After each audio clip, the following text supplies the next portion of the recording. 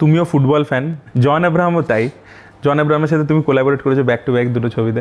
So তোমরা একসাথে কোনো ফুটবল ফিল্ম কিছু বানাবে ভাবনি? হ্যাঁ, আমরা তো ভেবেছি, আমরা তো 1911 করবো বলে যে ভেবেছিলাম।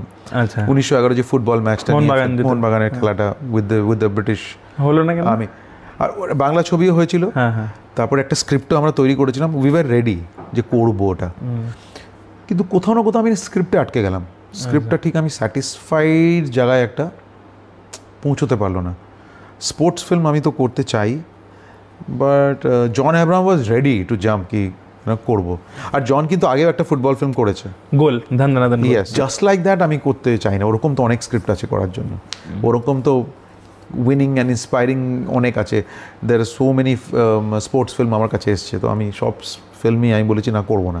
বিকজ আমার মনে হয় সেম জিনিসই হবে, মানে losers will win, but what